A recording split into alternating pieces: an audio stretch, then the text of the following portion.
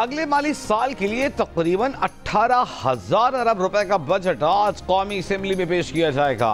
तकरीबन 2,000 अरब रुपए के नए टैक्सेस आयद होंगे। सरकारी मुलाजमीन की तनख्वाहों में 10% इजाफा, तमाम सैलरी स्लैब्स पर 2.5% टैक्सेस कम करने की तजवीज़। ग्रेड 1 से 16 के मुलाजमीन को 30% डिस्पैरिटी अलाउंस दिए जाने की तजवीज़। पेंशनर्स के लिए भी 10% इजाफे का इम्कान। पेट्रोलियम लेवी 78 रुपए से बढ़ाकर 100 रुपया फी लीटर करने की तजवीज़। पेट्रोलियम मसनूआत सिर्फ डिजिटल अदाई से खरीदी जा सकेंगी। नकद पेट्रोलियम मसनूआत खरीदने पर 2 रुपए फी लीटर इजाफी अदा करना होंगे। नॉन फाइलर्स के लिए बैंक से 50,000 रुपए से ज्यादा कैश निकलवाने पर टैक्स की शरह बढ़ाकर 1.2% करने की तजवीज़। यूट्यूबर्स, फ्रीलांसर्स और नॉन फाइलर्स पर नए टैक्सेस इक़दामात मुतवक्के।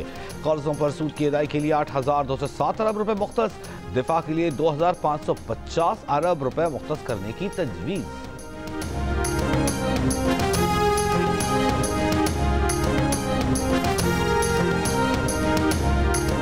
आइंदा बजट में मुताबिक अशिया पर एक्साइज ड्यूटी लगाने की तजवीज़। Frozen foods, chips, cold drinks, noodles, ice creams, biscuits पर 5% एक्साइज ड्यूटी की तजवीज़। ई कॉमर्स पर 18% सेल्स टैक्स लगाने की तजवीज़ दी गई है। पुरानी गाड़ियों की दरामद पर टैक्सेस कम किए जाने का इम्कान। हुकूमत ने IMF को तजवीज़ दे दी 5 साल पुरानी गाड़ियों की दरामद, गाड़ियों पर एडिशनल कस्टम्स ड्यूटी मरहलावार ख़त्म करने, रेगुलेटरी ड्यूटीज़ में कमी और पुरानी गाड़ियों पर टैरिफ सालाना 10% कम करने की तजवीज़। वज़ीर आज़म शहबाज शरीफ की ज़ेर सदारत हुकूमती मुआशी टीम का इजलास कुछ देर बाद। वज़ीर ख़जाना मोहम्मद औरंगज़ेब, दीगर वज़रा समेत वज़ारत ख़जाना, FBR हुक्काम शरीक होंगे। बजट तकरीर पर वज़ीर आज़म को ब्रीफिंग दी जाएगी। वफाकी काबीना से बजट मंजूरी के लिए इजलास आज दोपहर 3 बजे पार्लियामेंट हाउस में होगा।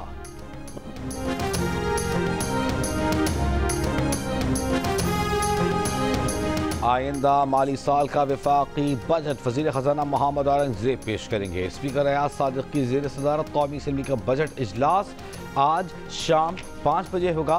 इजलास का 4 निकाती एजेंडा जारी। कौमी असेंबली के बजट सेशन की हिकमत अमली तय करने के लिए स्पीकर कौमी असेंबली ने पार्लिमानी रहनुमाओं का मुशावरती इजलास तलब कर लिया।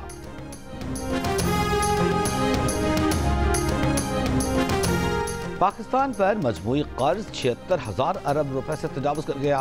मुकामी कर्ज 51,518 अरब रुपए, जबकि बैरूनी कर्ज 24,489 अरब रुपए। GDP ग्रोथ 3.6% के हदफ से कम रहकर 2.68% रही। जुलाई से मार्च तक 9 महीनों में वसूलियाँ 13,037 अरब रुपए, जबकि अखराजात 16,034 अरब रुपए।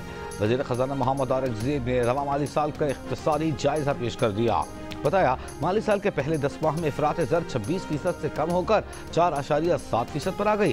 ज़रूरी शोबे की ग्रोथ 2% हदफ के मुकाबले में सिर्फ 0.5% रही। अहम फसलों कपास, गंदम, गन्ना, मकई और चावल की ग्रोथ मजमूई तौर पर मनफी 13.49% रही। लाइव स्टॉक सेक्टर बेहतर रहा। शरह अफजाइश 3.8% हदफ के मुकाबले में 4.72% रही। सनती शोबे की ग्रोथ का हदफ 4.4% था, जो 4.77% रहा। उसमें कंस्ट्रक्शन और इलेक्ट्रिसिटी को अगर आप निकाल दें तो ये ग्रोथ 1% जो है वो कम हो जाती है। ये जो आगे हमने हायर ग्रोथ ट्रैजेक्टरी की तरफ जाना है, अगर हमारे डेटा के ऊपर बुनियादी सवालात उठेंगे और जो अजम्पशंस हैं लास्ट क्वार्टर की वो भी अनरियलिस्टिक है। जो पब्लिश डेटा है I would stand behind it for the simple reason कि ये PBS का डेटा नहीं है, प्लानिंग का डेटा नहीं है, गवर्नमेंट ऑफ पाकिस्तान का डेटा है। इसमें अगर आपके कोई स्पेसिफिक व्यूज़ हैं, आइडियाज़ हैं, कोई आपको झोल नज़र आती है, वो आप हमारे साथ ज़रूर शेयर कीजिए। मैं ये ज़रूर कहूँगा कि हम एक कोई स्टीयरिंग कमेटी बना दें, एक काउंसिल बना दें जिसमें सब स्टेक होल्डर्स मौजूद हों। लेकिन ये मुझे अपने जो मुतलकान जो मेरे कैबिनेट कॉलीग्स हैं उनके साथ डिस्कस करना पड़ेगा। This is my personal view. इक़्तिसादी सर्वे में पेश किए गए आदाद शुमार को सहाफ़ियों ने चैलेंज कर दिया। वज़ीर ख़जाना से सवाल किया गया कि उन्होंने तीसरी तिमाही के आदाद शुमार को बुनियाद बनाकर शरह नमू जारी कर दी है, क्या ये शरह मुस्तनद तसव्वुर की जा सकती है? इस पर वज़ीर ख़जाना ने कहा कि वो अपने फैसले का दिफा करते हैं। ये आदाद शुमार हुकूमत पाकिस्तान के हैं, इसलिए इनके साथ जाएंगे। आपको इसमें कोई झोल नजर आता है तो बताएं, हमें एक स्टीयरिंग कमेटी, एक काउंसिल बना दें जिसमें तमाम स्टेक होल्डर शामिल हों। ताहम इसके लिए मुझे काबीना के वज़रा से बात करना पड़ेगी।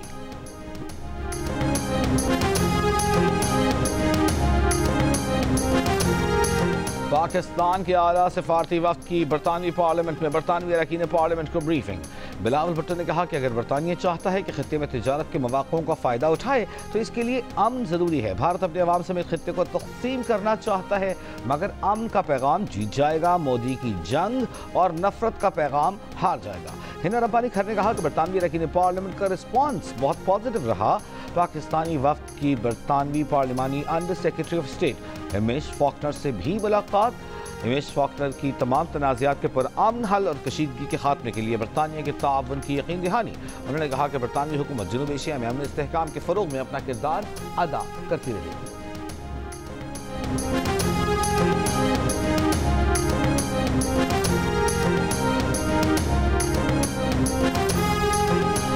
जनूबी एशिया में मुज़ाकरात के ख़्वाह हैं, तसादुम के नहीं।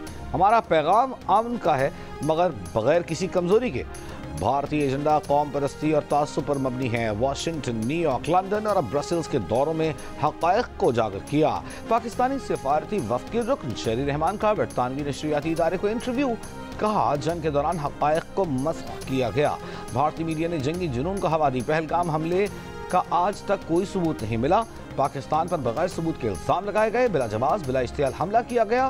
पाकिस्तान को गैर ज़रूरी जंग का सामना करना पड़ा। इमदादी सामान गज़ा लाने की कोशिश करने वाले मेडलिन जहाज से अगवा होने वाले 12 इमदादी कारकुन इसराइली एयरपोर्ट के हिरासती मरकज मुंतकिल। कुछ देर में डिपोर्ट किए जाने का इम्कान। फ्रांसीसी रुकने यूरोपीय पार्लियामेंट रीमा हसन का डिपोर्ट दस्तावेज पर दस्तखत करने से इनकार। जेल मुंतकिल किया जाएगा। गजा में इमदाद तकसीम मरकज पर इसराइली फौज की फायरिंग से 2 फ़लस्तीनी शहीद, 90 से ज़ायद जख्मी। चंद घंटों में ये दूसरा वाक़या है। इससे कबल हमले में 14 अफराद को इमदादी मरकज के करीब निशाना बनाया गया था। मलबे से लोगों को निकालते हुए 3 इमदादी कारकुन इसराइली हमले में शहीद। गैर कानूनी तारिकीन वतन के खिलाफ छापों पर कैलिफोर्निया से मुजाहिरों का सिलसिला अमरीका की कई रियासतों तक फैल गया। ट्रंप की इमिग्रेशन पॉलिसियों के खिलाफ न्यूयॉर्क, अटलांटा, केंटकी, डेलस में भी एहतजाज। सदर ट्रंप का 700 मरीन्स और 2000 मजीद नेशनल गार्ड्स तैनात करने का ऐलान। अमरीकी नशरियाती इदारे के अमले को पुलिस ने लॉस एंजलिस में एहतजाज के मुकाम से बाहर निकाल दिया।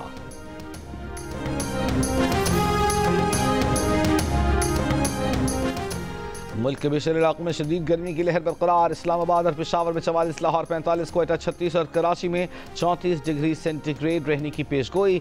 गुज़िश्ता रोज़ डीजी खान जैकबाबाद में सबसे ज़्यादा 49 डिग्री, सरगोधा से भी 48, को जमाला, जहलम, कसूर, मंडी बहाउद्दीन में 47 डिग्री सेंटीग्रेड दर्जा हरारत रिकॉर्ड किया गया।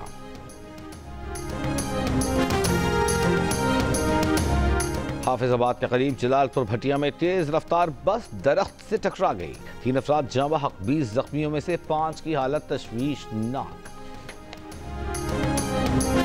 कराची की मलीर डिस्ट्रिक्ट जेल से भागने वाले मजीद 10 कैदी वापस आ गए। हुक्काम के मुताबिक वापस आए कैदियों की तादाद 149 हो गई। 66 अब भी मफरूर। ज़लज़ले के दौरान मलीर जेल से 215 कैदी फरार हुए थे। अमेरिका में पाकिस्तानी निजात डॉक्टर आसिफ महमूद बैनुल-अक़वामी मजहबी आज़ादी पर कमीशन के नायब चेयरमैन मुंतखब। आसिफ महमूद USCIRF के मुंतखब होने वाले पहले मुसलमान नायब चेयरमैन हैं। USCIRF के मुताबिक आसिफ महमूद जनूब एशिया में इंसानी हुकूक के लिए काम कर रहे हैं। अमरीकी सदर से सहाफ़ी का इलॉन मस्क के व्हाइट हाउस में मनशियात लाने से मुताल्लिक सवाल। ट्रंप ने कहा, मैं बिल्कुल नहीं जानता और न ही समझता हूं कि मस्क मनशियात लाते थे। इलॉन मस्क के साथ अच्छा ताल्लुक था, उनके लिए नेक ख्वाहिशात हैं। इलॉन मस्क से फ़ोन पर बात करने का नहीं सोचा, मगर मैं तसव्वुर कर सकता हूं कि इलॉन भी मुझसे बात करना चाहते हैं। स्टारलिंक अच्छी सर्विस है, उसे बंद नहीं करेंगे। 29 जनवरी को भारत में उत्तर प्रदेश के शहर प्रयागराज में कुंभ मेले के दौरान भगदड़ मचने से हलाक होने वालों की तादाद 82 हो गई।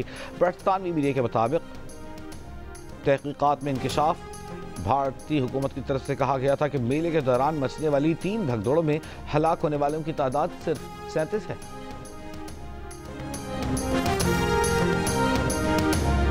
और पाकिस्तान वुमेन टीम की कप्तान साबिक कप्तान को सना मीर को आईसीसी हॉल ऑफ फेम में शामिल कर लिया गया।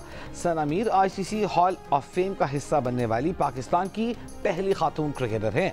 सना मीर ने कहा कि पाकिस्तान की सड़कों से क्रिकेट खेलकर यहां तक पहुंचना एक तवील सफर है। चेयरमैन पीसीबी मोहसिन नकवी की सना मीर को मुबारकबाद। कहा सना मीर ने ख्वाब देखा, मेहनत की, तारीख रकम की। सना मीर का एजाज पाकिस्तान के लिए बाइस इफ्तिखार है।